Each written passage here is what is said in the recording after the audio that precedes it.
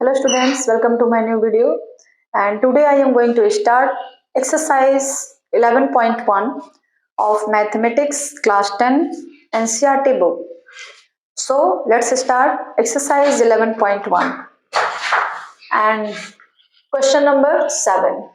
Question number 7 is a chord of a circle of radius 12 centimeter subtend an angle 120 degree at the center. Find the area of corresponding segment of circle. Use pi is equal to 3.14 and under root 3 is equal to 1.73. Question number 7 ये कहा जा रहा है a chord of a circle of radius 12 centimetre. एक circle है जिसका cord AB और इसका रेडियस जो है 12 सेंटीमीटर है. This is radius and this is 12 centimeter. O is center and this chord subtend an angle 120 degree at the center. Find the area of corresponding segment of circle. तो area of corresponding segment आपको निकालना है.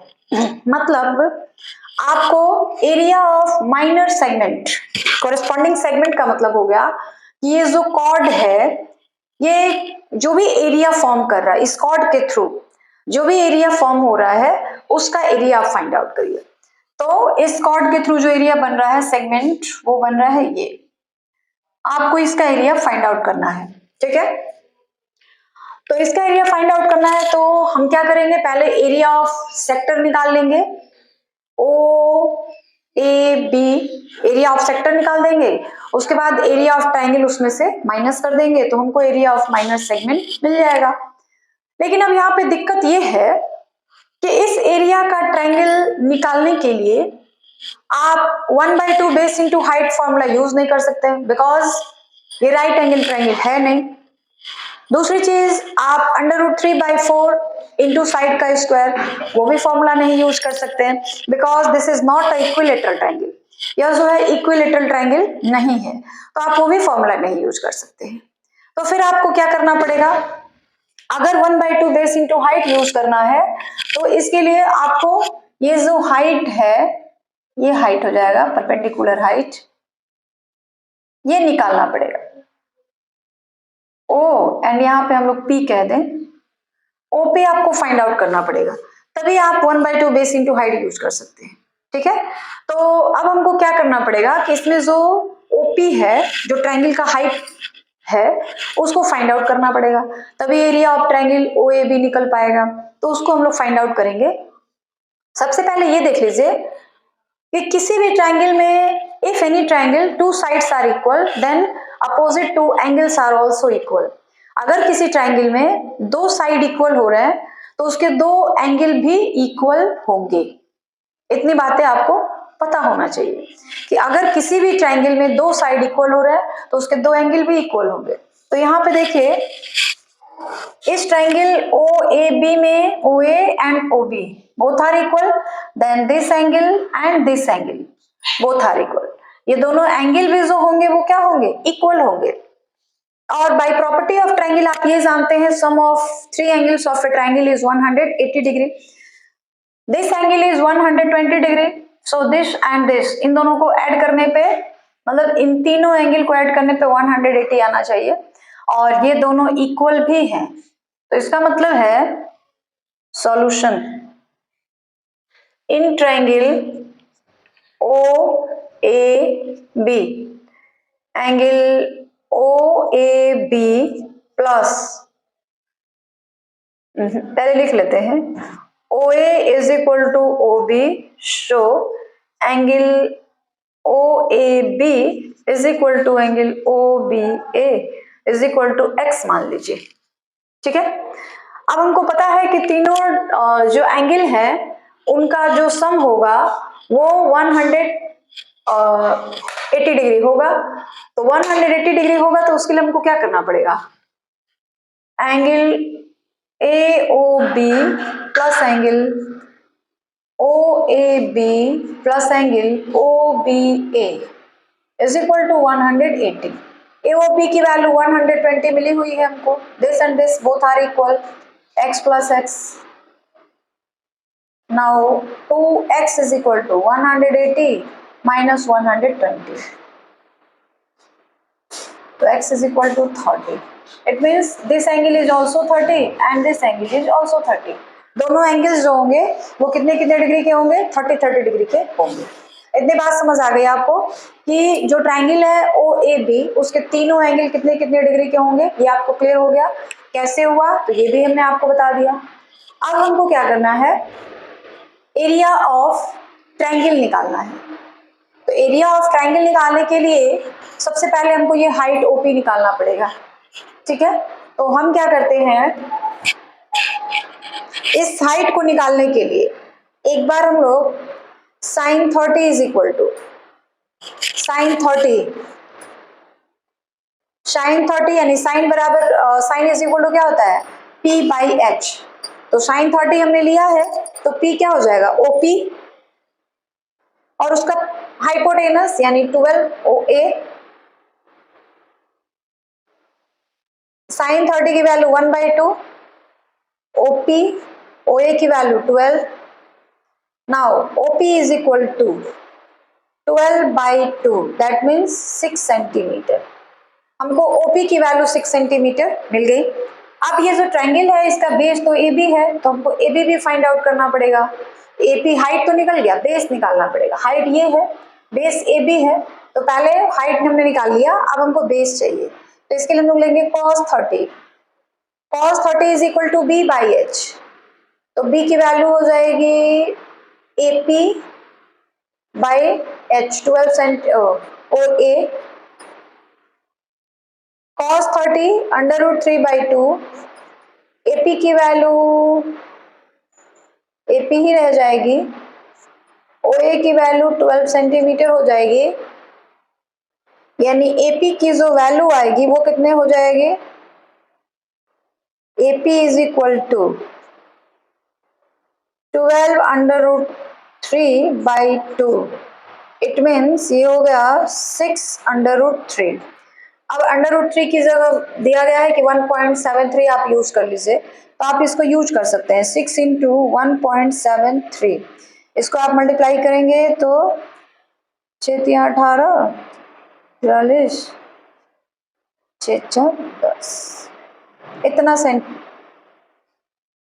हाँ 10.38 centimetre आपको मिल गया। क्या, AP की value, AP की वैल्यू हमको मिल गई। हमको AB निकालना है, तो AB is equal to 2 into AP।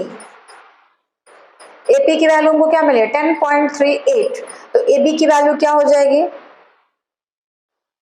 2 into 10.38, तो ये हो जाएगा 20.76 सेंटीमीटर। अब हम निकाल लेते हैं एरिया ऑफ ट्रायंगल। तो एरिया ऑफ ट्रायंगल क्या हो जाएगा, area of triangle OAB is equal to 1/2 base into height. तो बेस हमारे पास क्या है, AB, बेस हो जाएगा AB की वैल्यू रख लेंगे हम लोग 20.76 इंटू हाइट, हाइट की वैल्यू है 6। इन सारे को मल्टीप्लाई करना है तो 2 से ये 3 बार में कैंसिल हो जाएगा, ये 2 खत्म। अब 3 से इसको मल्टीप्लाई करना है, तो 3 6 जा 18, 3 7 जा 21 एंड 1 20, 3 6 जा 18, 3 7 जा 21, 22, 22 का 2 कैरी बचा 2 पॉइंट, फिर ये 2, 3 2 जा 6 centimetre square. Area of triangle भी निकल गया। हमको क्या निकालना है, माइनर सेगमेंट का एरिया निकालना है। तो हमको क्या करना है, एरिया ऑफ सेक्टर निकालेंगे, माइनर सेक्टर, उसमें से एरिया ऑफ ट्रायंगल माइनस कर देंगे। तो एरिया ऑफ ट्रायंगल तो हमने निकाल लिया, अभी हमको निकालना है एरिया ऑफ सेक्टर। तो लिखेंगे area of sector is equal to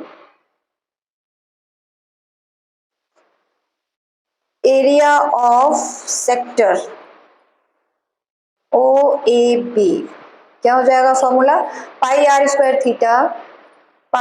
square theta upon 360। Solve कर लिया जाए, पाई की वैल्यू 3.14, आर की वैल्यू 12 इंटू 12, थीटा की वैल्यू 120 एंड नीचे रहेगा 360 डिग्री। 1010 कैंसिल, 12 3 जा 36, 12 कैंसिल, 3 से ये 4 बार में कैंसिल हो जाएगा। और अब हम क्या करेंगे, 3.14 इंटू 4 इंटू 12 बाई पॉइंट हटा देंगे तो आ जाएगा 00। इसको सॉल्व करेंगे तो सॉल्व करने पर इसको आएगा 150.72 सेंटीमीटर स्क्वायर। ठीक है, जो area of sector A B है उसका आ जाएगा 150.72 सेंटीमीटर स्क्वायर। तो एरिया ऑफ सेक्टर निकल गया। अब एरिया ऑफ माइनर सेगमेंट निकालना है हमको, तो एरिया ऑफ माइनर सेगमेंट क्या हो जाएगा, एरिया ऑफ माइनर सेगमेंट नहीं लिखा है यहाँ पे, कॉरेस्पॉन्डिंग सेगमेंट, तो हम भी वही लिखते हैं। वैसे आप माइनर सेगमेंट लिखेंगे तब भी सही होगा, तो आप कॉरेस्पॉन्डिंग जो क्वेश्चन में दिया गया है वही हमने लिखा है। Corresponding segment is equal to area of sector O A B minus area of triangle O A B. Area of sector हमारे पास क्या मिला है, 150, ये है एरिया ऑफ सेक्टर, देख लीजिए 150.72 minus area of triangle O A B is equal to 62.28। ये हो जाएगा 62.28। हम लोग दोनों को सब्ट्रैक्ट कर देंगे तो आ जाएगा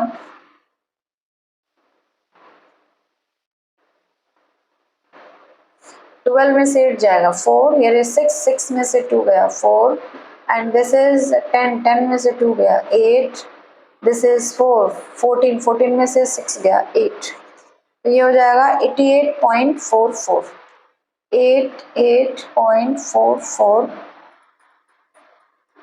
सेंटीमीटर स्क्वायर। क्लियर हुई है बात आपको। जो एरिया ऑफ कॉरेस्पॉन्डिंग सेगमेंट है दैट इज माइनर सेगमेंट, उसका एरिया हमको क्या मिल जाएगा, 88.44 सेंटीमीटर स्क्वायर। तो ये हमारा क्वेश्चन नंबर 7 जो है वो कंप्लीट हो गया। Now question number 8, and question number 8 is a horse is tied to a peg at one corner of a square safe grass field of side 15 centimeter by means of a 5-meter long rope. Find the area of that part of the field in which the horse can graze. The increase in the grazing area if the rope were 10 centimeter long instead of 5 centimeter, where pi is equal to 3.14। इस question में ये कहा गया है एक square shape का field है जिसका साइड जो है 15 मीटर है। This is square A B C D, each side 15 metre.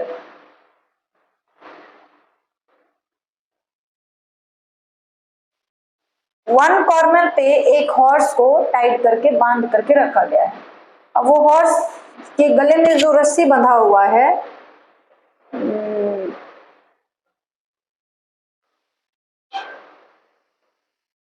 5 metre long rope, गले में जो रस्सी बंधा हुआ है हॉर्स के, फिगर आप बुक से देख लीजिएगा बिकॉज फिगर बनाने में थोड़ा दिक्कत हो सकता है हमको।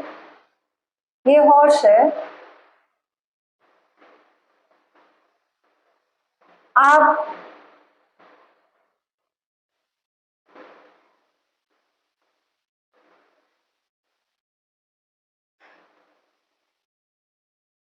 बुक में फिगर देख लीजिए, ये हॉर्स है, इसके गले में रस्सी बंधी हुई है, ठीक है। अब आपसे ये पूछा जा रहा है कि जो हॉर्स है वो कितने दूर के एरिया के घास को खा सकता है। सवाल ये पूछा जा रहा है कि जो हॉर्स है वो कितने दूर के एरिया के घास को खा सकता है, और जब उसके गले की जो रस्सी है 5 मीटर से बढ़ा करके 10 मीटर कर दी जाए तो कितना एरिया बढ़ जाएगा उसके लिए जहां तक वो घास को खा सकता है। देखिए क्वेश्चन को थोड़ा फिर से समझिएगा। सवाल ये है, एक स्क्वायर टाइप का फील्ड है जिसका हर साइड 15 मीटर है, एक कोने पे एक हॉर्स बंधा हुआ है। फिगर में थोड़ा देखिए, फिगर तो खैर इतना बढ़िया बना नहीं है, आप लोग बुक से फिगर देख सकते हैं। ये हॉर्स बंधा हुआ है, हॉर्स के गले की जो रस्सी है वो 5 मीटर लंबी है। तो अब ये पूछा जा रहा है कि हॉर्स जो है कितने दूर के एरिया के घास को खा सकता है। तो हॉर्स जो है इस इतने दूर के एरिया के घास को खा सकता है। तो ये क्या फॉर्म कर रहा है, it is a quadrant with central angle 90 degree, क्योंकि हर एक स्क्वायर का जो एंगल होता है वो 90 डिग्री का होता है। तो यहाँ पे जितने भी मतलब जो भी सेंट्रल एंगल है वो कितने का हो गया, 90 डिग्री का। तो सेंट्रल एंगल 90 का हो गया और हमको एक क्वाड्रेंट निकालना है। तो क्वाड्रेंट के लिए जो आर की वैल्यू होगी 5 मीटर रख ली जाएगी, सेंट्रल एंगल 90 डिग्री रख लिया जाएगा और एरिया ऑफ क्वाड्रेंट निकाल दिया जाएगा। आपको पहले भी हमने बताया था कि एरिया ऑफ क्वाड्रेंट को आप एरिया ऑफ सेक्टर के फॉर्मूले से भी फाइंड आउट कर सकते हैं, या फिर एरिया ऑफ सर्किल बाई 4 उससे भी एरिया ऑफ क्वाड्रेंट आप निकाल सकते हैं, ठीक है। तो हम लोग एरिया ऑफ क्वाड्रेंट जो है यहाँ पर एरिया ऑफ सेक्टर के फॉर्मूले से फाइंड आउट करेंगे। तो चलिए स्टार्ट करते हैं। सबसे पहले हमको यहाँ पे लिखना पड़ेगा कि जो घास हॉर्स खा रहा है वो एरिया ऑफ क्वाड्रेंट के बराबर होगा। सॉल्यूशन में हम लोग लिखेंगे area of the field which can be grazing by horse is a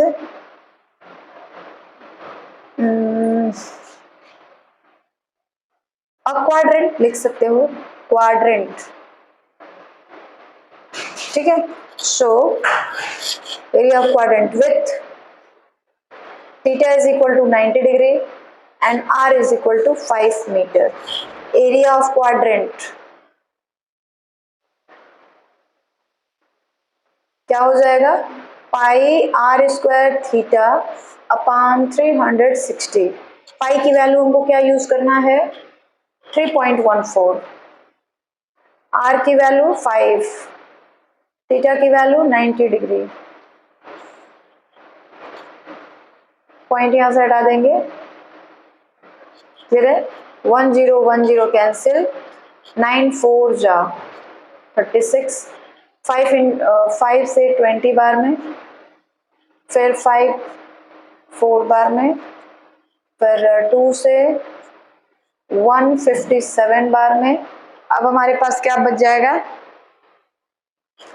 बचेगा 157 बाई 8। तो 2 टाइम में तो ज्यादा हो जाएगा, भाग दे दीजिए, एक ही बार में भाग लगेगा। 7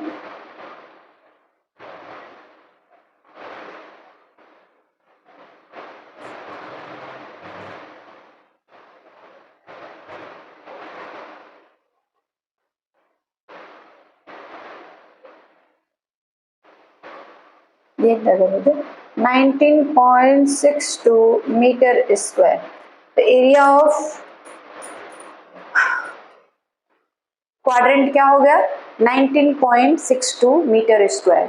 तो इतने एरिया का घास जो होगा वो हॉर्स खा सकता है। अब सवाल ये पूछा गया है कि अगर उसके गले की रस्सी को 10 मीटर कर दिया जाए, यानी रेडियस 10 मीटर कर दिया जाए, तब कितना एरिया बढ़ जाएगा। तो सेकंड केस में हम लोग निकालेंगे, पहला हो गया ये। दूसरे के लिए, if the rope is 10 meter long. The area of the field which can be grazed by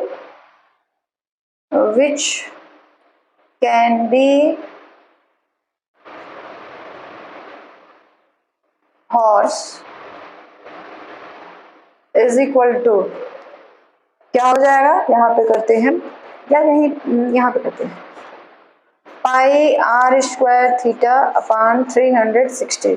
करना कुछ नहीं, वही रहेगा, बस आर की जगह 10 रख दिया जाएगा. ठीक है, तो 3.14 आर की जगह 10, थीटा की जगह 120, 360.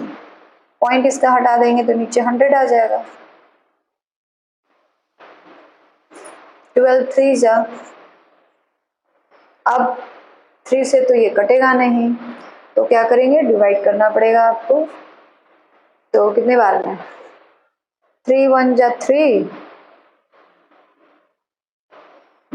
कुछ गड़बड़ा रहा है क्या. थीटा की जगह 120 बाई 360,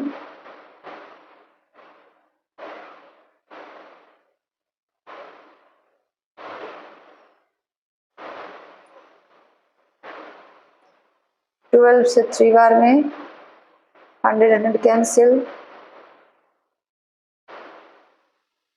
3 से डिवाइड करना पड़ेगा आपको.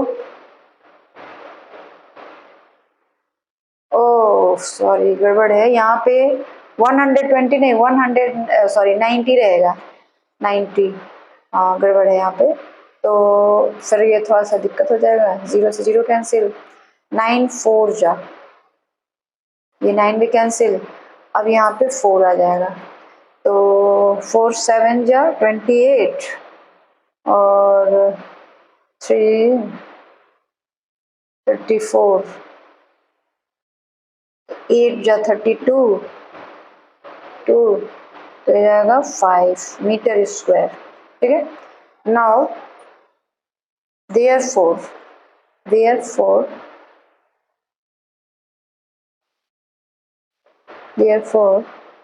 the increase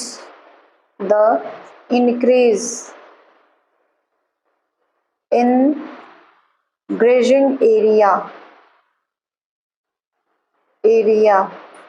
is equal to 78.5 minus 19.62. घटा दीजिए, 10 में से 8 गया, 2 गया 8, 14 में से 6 गया, 8.17 में से 9 गया, 8 एंड दिस इज 6 में से 1 गया, 5 मीटर स्क्वायर. तो ये आपका area of, therefore the increase in grazing area, कितना एरिया उसके लिए बढ़ जाएगा, जहाँ तक का वो घास खा सकता है, तो इतना मीटर स्क्वायर जो होगा एरिया उसके लिए बढ़ गया है, जहाँ तक का घास जो है वो खा सकता है. तो इस तरीके से आपका क्वेश्चन नंबर 18 जो है that is completed.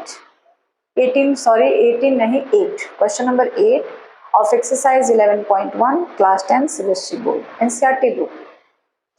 Now question number 10, and question number 10 is a bronch is made with silver wire in the form of a circle with a diameter 35 mm.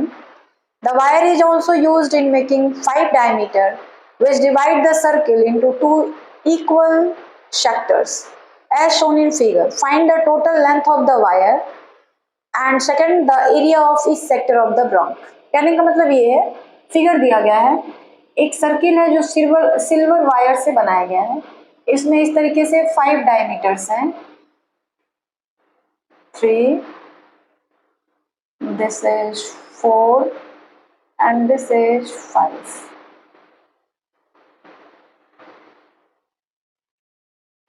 ठीक है, तो इस तरीके से 5 डायमीटर्स बने हुए हैं जो सर्किल को कितने इक्वल पार्ट में डिवाइड कर रहे हैं, 1 2 3 4 5 6 7, 8, 9, 10। सर्किल को 10 इक्वल हिस्सों में डिवाइड कर दे रहे। तो आपको क्या करना है, ये सारा फिगर जो है सिल्वर वायर का बना हुआ है, और ये जो डायमीटर्स बनाए गए हैं this is also made from silver wire. यह जो डायमीटर्स है यह भी सिल्वर वायर का ही बना हुआ है। आपको लेंथ ऑफ वायर निकालनी है जिससे ये पूरा सर्किल का जो बाउंड्री है वो भी बन जाए और ये जो 5 डायमीटर्स हैं वो भी आपको बन जाए। तो इस तरह का फिगर बनाने के लिए आपको कितने सिल्वर वायर की जरूरत रिक्वायरमेंट होगी ये आपको फाइंड आउट करना है। And second one is the area of each sector of the block. जो एरिया है सेक्टर का वो भी आपको फाइंड आउट करना है। ठीक है, तो चलिए स्टार्ट करते हैं। पहले हम लोग total length of silver wire निकालते हैं। Solution, first number, the total length of silver wire is equal to circumference of circle plus 5 diameters। ठीक है, तो circumference of circle क्या हो जाएगा 2 pi r plus 5 into diameters. जो डायमीटर्स है वो कितना हो जाएगा,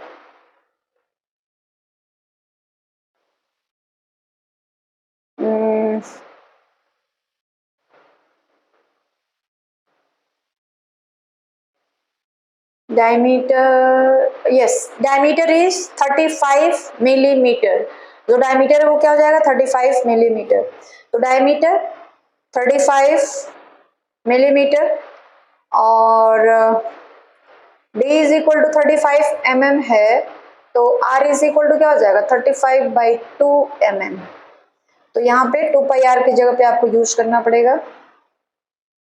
r की जगह पे 35/2 प्लस इसको मल्टीप्लाई कर दीजिए तो कितना हो जाएगा 5 5 जा 25, 5 3 जा 15, 2 17, 2 से 2 कैंसिल, 5 7 से 5 बार में ये भी cancel and it is equal to 5 2 जा 10, 5 2 10 and 11 plus 175 is equal to 285 mm। जो लेंथ ऑफ वायर होगी इस तरह का फिगर बनाने के लिए वो कितने मिलीमीटर होनी चाहिए 285 यानी 285 मिलीमीटर होनी चाहिए। उसके बाद एरिया ऑफ सेक्टर, तो एरिया ऑफ ईच पहले तो एंगल निकालना पड़ेगा। ये टोटल एंगल जो सर्किल पर बना हुआ है 360 का है और उस 360 के एंगल को 10 इक्वल पार्ट में डिवाइड कर दिया गया है। तो एक जो सेक्टर बन रहा है देखिए यह जो है एक सेक्टर है, यह भी जो है एक सेक्टर है, ये सारे जो पार्ट्स हैं वो एक सेक्टर हैं। तो एक सेक्टर का सेंट्रल एंगल कितना होगा उसको निकालने के लिए तो हम लोग लिखेंगे सेकंड के लिए central angle of each sector, हर एक सेक्टर के लिए 360/10 यानी 36 डिग्री। क्लियर है। Now area of sector, area of sector is equal to pi r square theta upon 360 degree. Pi की वैल्यू 22/7, r की value 35/2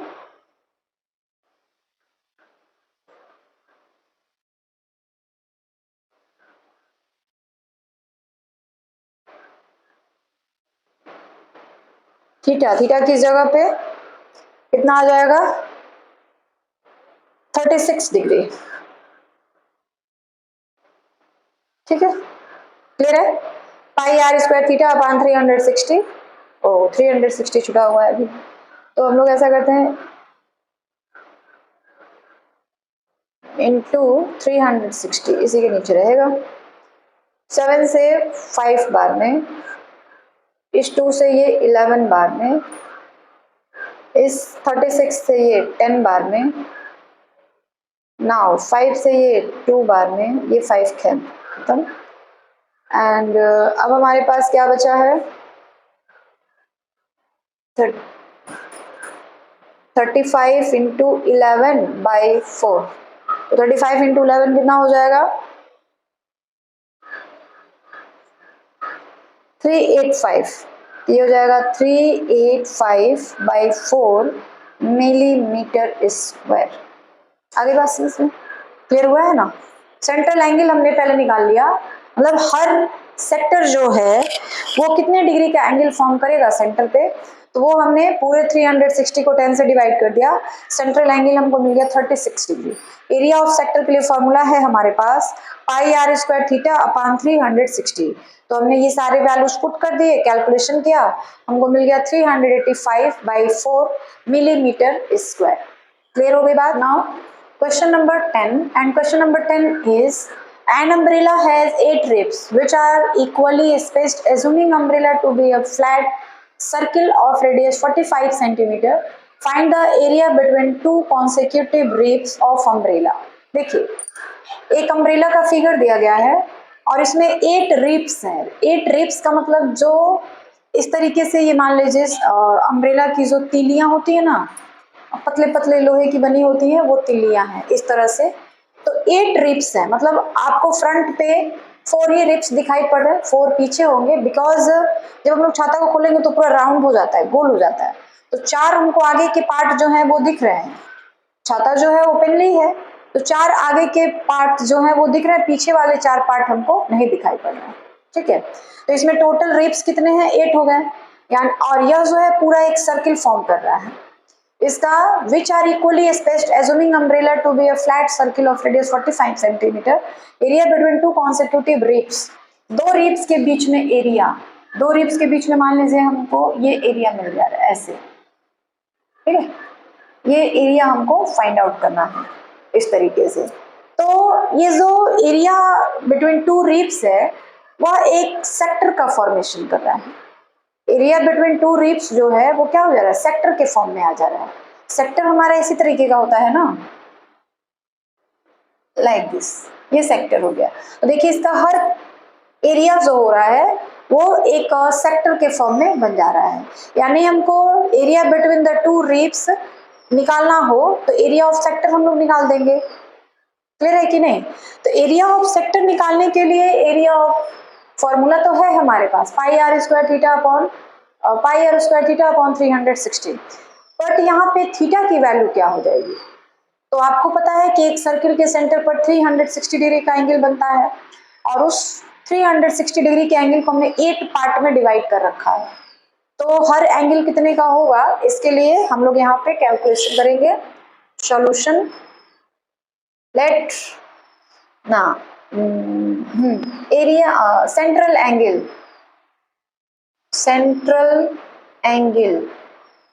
for each sector is equal to क्या हो जाएगा, 360/8 कितना आ जाएगा, 8 चौक के 32, 8 25 40, 45 डिग्री। क्लियर है। हर सेंट्रल एंगल कितने डिग्री का हो गया, 45 डिग्री का हो गया, और radius and also radius of circle 45 centimetre. जो रेडियस ऑफ सर्किल है वह भी 45 सेंटीमीटर। ना area between two consecutive ribs is equal to area of sector is equal to pi r square theta upon 360। Calculate कर दीजिए, पाई की value 22/7 और r की वैल्यू 45 इंटू 45, थीटा की वैल्यू 45, नाउ 360। तो किसे काटा जाए, 5 से, 5 9 जा 5 7 जा 35, 5 2 जा 10, 9 से 8 बाद में कैंसिल, उसके बाद 7 को किससे काटा जाए, 22/7, ये 7 तो रही जा रहा है, 7 से कुछ भी कटने वाला भी नहीं है, कोई बात नहीं। चलिए आप देख लीजिए 7 किसी से कट रहा है,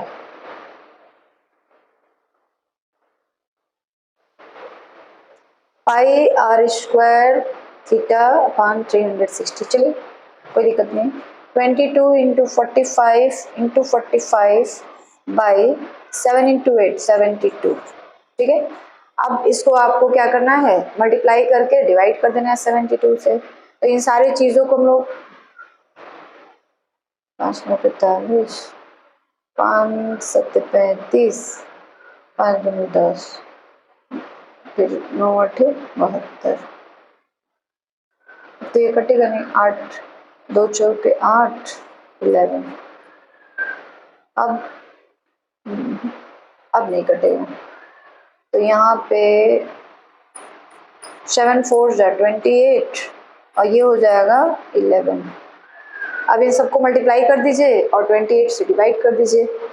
तो 45 इंटू 45, 5×5 = 25, 5×2 = 20, 20 × 2 = 22, 4×5 = 20, 4×4 = 16, 16×2 = 18।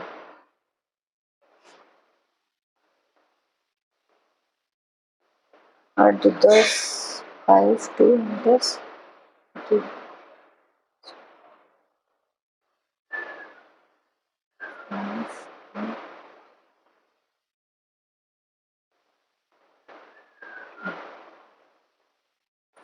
तो ये हो जाएगा